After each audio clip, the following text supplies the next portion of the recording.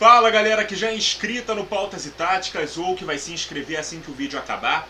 A análise retrô de hoje é sobre o São Caetano, vice-campeão da Libertadores de 2002, time que já tinha conseguido a proeza de chegar às finais dos campeonatos brasileiros de 2000, quando perdeu para o Vasco, e 2001, quando foi superado pelo Atlético Paranaense, recebendo muito investimento da prefeitura local, contando com um grande trabalho do técnico Jair Pisserni.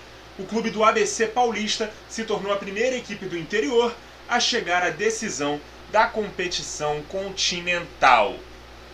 Time base que conseguiu esse feito histórico: Silvio Luiz no gol, Russo na lateral direita, Daniel e Dininho na zaga, Rubens Cardoso na lateral esquerda, Marcos Senna e Adãozinho, os dois volantes, Anailson e Robert, formando essa linha de meias, Ailton e Somália, a dupla de ataque.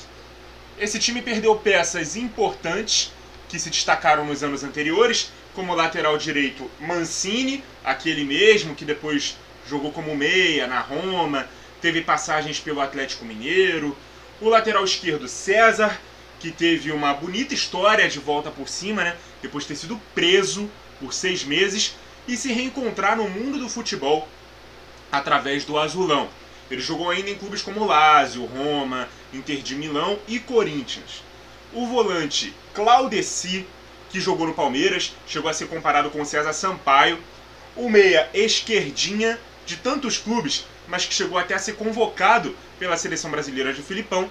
E o atacante Ademar, artilheiro da campanha na João Avelange de 2000, o campeonato brasileiro daquele ano, com 22 gols. Todos figuras fundamentais nos anos anteriores a esse da Libertadores, que vai ser um ano específico da nossa análise retrô de hoje, beleza? Esse time jogava no 4-2-2-2 e tinha alguns mecanismos interessantes dependendo das características dos jogadores.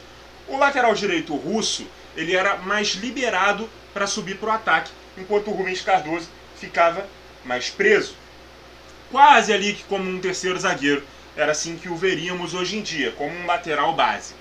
A saída de bola ganhava a companhia do Marcos Senna, que posteriormente fez carreira no Villarreal, da Espanha, até se naturalizou espanhol, foi campeão da Eurocopa em 2008 como titular, inclusive. Ele tinha muita qualidade na distribuição de jogo e na cobertura dos avanços dos laterais. Inclusive o Marcos Senna, ele é primo do também volante Marcos Assunção, especialista em cobranças de falta e que jogou, entre outros tantos clubes, no Palmeiras e no Santos, beleza? Muito bom jogador, inclusive, o Marcos Assunção. Marcos Senna também. Acho até que o Marcos Senna era melhor, mais completo que o Marcos Assunção, mas o Marcos Assunção, assim, a bola parada dele, lá ele, as cobranças de falta eram quase perfeitas, cara. Era um grande especialista em cobranças de falta.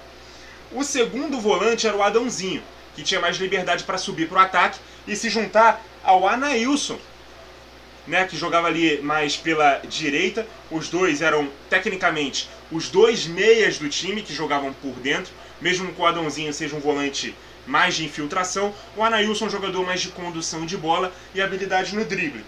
Então a gente tinha o Russo ocupando essa ala, esse corredor pelo lado direito, o Anailson abrindo o corredor para ele, centralizando um pouco mais, e o Adãozinho vindo de trás, se transformando nesse meia. Isso porque do lado oposto, o Robert era o ponta, digamos assim. O Rubens Cardoso não subia, o Robert, ele era um atacante, né, que jogava no meio campo, era quem dava velocidade, profundidade naquelas jogadas pelo lado. Isso, inclusive, era muito comum nos anos 90, nos anos 2000, com a popularização do 4-2-2-2. Quase não havia espaço para pontas, e jogadores com essas características nem sempre jogavam numa dupla de ataque, e sim na dupla de meias. O Denilson, por exemplo, atuou assim tanto no São Paulo quanto na seleção brasileira. Ele era considerado um meia a mais e não um atacante. Ele é um ponta. Só que como não haviam trios de ataque em profusão no futebol brasileiro naquela época, ele foi adaptado ao meio campo. Foi a mesma coisa com o Robert. Com isso o time tinha essa variação para o 3-1-4-2. A dupla de ataque era formada pelo Ailton, né, um segundo atacante, jogador com passagens de destaque em Atlético Mineiro, Benfica, São Paulo, já tinha chegado veterano ao clube e quase foi o herói do título de campeão da América, marcando o gol da vitória no primeiro jogo da final e abrindo o placar no segundo. Ao lado dele, o Somália, um centroavante de 1,89, a torcida do Fluminense, né, que tem mais ou menos ali a minha idade, 28 anos, um pouco menos, um pouco mais, vai se lembrar porque ele fez parte daquele grupo que também bateu na trave na Libertadores de 2008, também jogou em alguns clubes pequenos aqui do Rio de Janeiro, como Duque de Caxias, Boa Vista. Você que é carioca, também aqui da minha geração, deve se lembrar do Somália jogando o estadual daqui em alguns desses clubes, beleza? Era um dos grandes nomes aqui do São Caetano. Vamos falar sobre a campanha então do Azulão na Liberta de 2002. O clube liderou o grupo 1 com 4 vitórias e 2 derrotas, ganhou do Cobreloa do Chile e do Alianza Lima do Peru em casa por 3-0 e 4-0 respectivamente, e perdeu para o Cerro Porteño do Paraguai por 1-0 quando teve o mando de campo. Fora de casa, perdeu para os chilenos, né, do Cobreloa por 2-1, mas deu troco nos paraguaios do Cerro por 3-1 lá no estádio deles. E voltou a vencer os peruanos, né, do Alianza Lima por 3-0 também sem o mando de campo.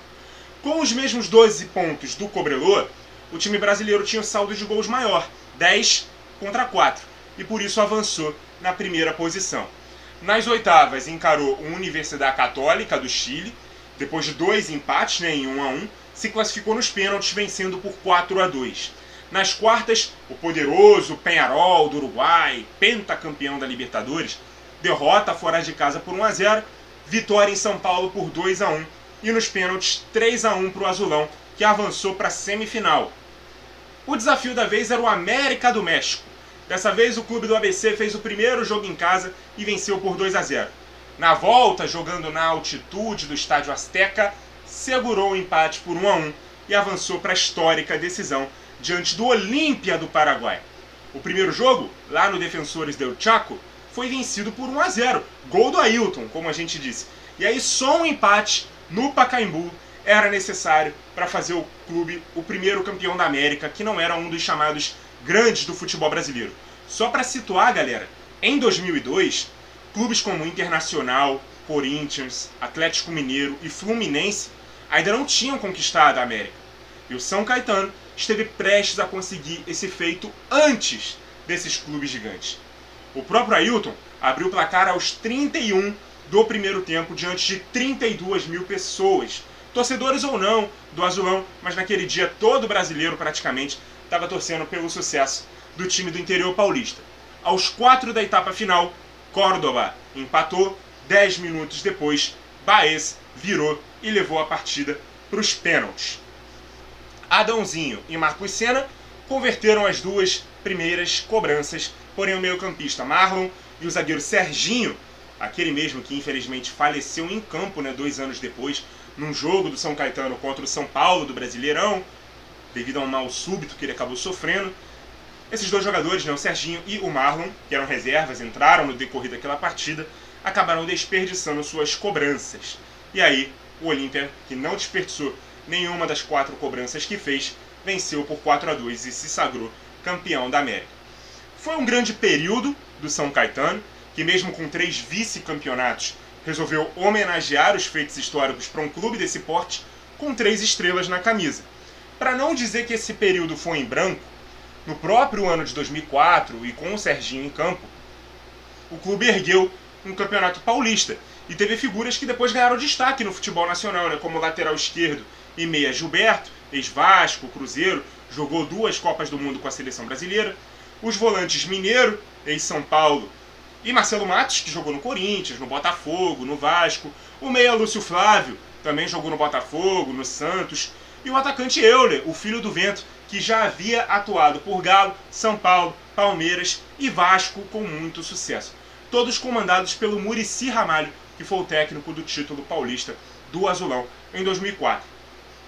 Foi o último momento de brilho, né, de um período mágico do clube. E mesmo depois de ter chegado a mais uma decisão de estadual, né, perdendo para o Santos em 2007, a organização da instituição, o poder de investimento e até a constância nas disputas das principais divisões nacionais e estaduais não foram mais as mesmas. O clube se manteve na Série A até 2006, caiu para a Série B, onde ele se manteve até 2013, e em 2014 caiu da C para D. E depois de cair em 2019 pela primeira vez para a segundona do Campeonato Paulista, e em 2021 pela segunda vez, não tem mais calendário nacional. Restaram as lembranças de um início de século com muito protagonismo e muita competitividade. Muito obrigado a você que acompanhou o vídeo até aqui. Continue ligado no Pautas e Táticas. E até a próxima!